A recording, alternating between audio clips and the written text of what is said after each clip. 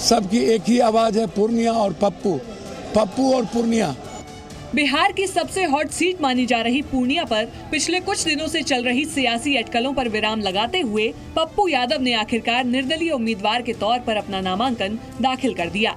पप्पू यादव कुछ दिन पहले ही पूर्णिया से टिकट मिलने की आस में कांग्रेस में शामिल हुए थे और उन्होंने अपनी जन अधिकार पार्टी का भी कांग्रेस में विलय कर दिया था, लेकिन इंडिया गठबंधन में पूर्णिया की सीट आरजेडी के खाते में गई और लालू यादव ने वहां से बीमा भारती को उम्मीदवार बनाकर पप्पू यादव की उम्मीदों पर पानी फेर दिया। बीमा भारती आरजेडी से पहले जेडीयू में थी और नीतीश सरकार में 2 बार मंत्री भी रह चुकी हैं। लेकिन लालू यादव ने पूर्णिया से विधायक बीमा भारती को संसद भेजने का न्योता देकर आरजेडी में शामिल करवाया और पूर्णिया से टिकट देकर पप्पू यादव को सीधी चुनौती दे दी। पप्पू यादव ने इसका विरोध भी किया, लेकिन कांग्रेस पूरे मामले पर गठबंधन धर्म को निभाते हुए खामोश रही, जिसका असर ये हुआ कि पप्पू यादव ने आखिरकार पूर्णिया से निर्दलीय ही चुनावी मैदान में जीत के दावे के साथ ताल ठोक दी।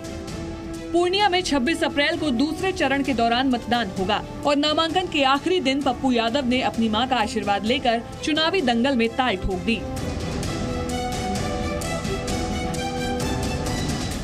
पप्पू यादव सेवा किए हैं, पूर्णिया का जनता उसको करेंगे, इतना मत करेंगे 2 लाख 3 लाख से जीतेंगे।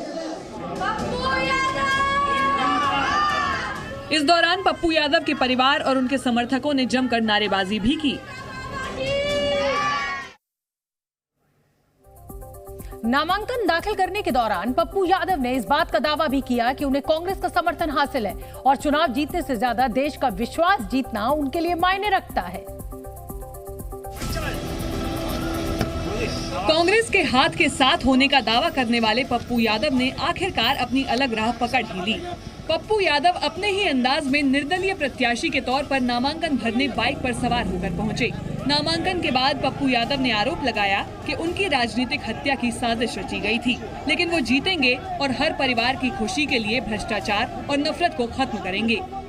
पूर्णिया को दुनिया के मानचित्र में लाना मेरा पहला संकल्प होगा और जातीय उन्माद को खत्म करना और जड़ से भ्रष्टाचार को मिटा देना मेरे जिंदगी का पहला कर्तव्य होगा। पप्पू यादव ने इस दौरान इंडिया गठबंधन को मजबूत करने का दावा भी किया। मैं इंडिया गठबंधन को मजबूत करूंगा, मेरा संकल्प राहुल गांधी है। इस बीच कांग्रेस ने पप्पू यादव से किनारा कर लिया। पप्पू यादव जी कांग्रेस पार्टी के उम्मीदवार नहीं है। कांग्रेस पार्टी के कोटे में 40 में से जो 9 सीटें आई हैं उसमें पूर्णिया नहीं है। पूर्णिया आरजेडी के कोटे में है और आरजेडी ने बीमा भारती को अपना प्रत्याशी बनाया है। अब पप्पू यादव का मुकाबला बीमा भारती से होगा, जो पूर्णिया सीट पर आरजेडी की उम्मीदवार हैं और 5 बार विधानसभा चुनाव जीत चुकी हैं। उनकी 1,45,50,000 की संपत्ति है। बीमा भारती पर 16,56,000 रुपए का कर्ज भी है। बीमा भारती पर 3 आपराधिक केस भी दर्ज हैं। वहीं पूर्णिया सीट से निर्दलीय उम्मीदवार पप्पू यादव की बात की जाए तो पप्पू यादव 1 बार विधानसभा चुनाव जीते। उनके पास 11 करोड़ 95 लाख से अधिक की संपत्ति है, जिसमें 1.5 करोड़ की कृषि भूमि है। 1 करोड़ 76 लाख से अधिक का लोन है। पप्पू यादव पर 31 आपराधिक केस भी दर्ज हैं।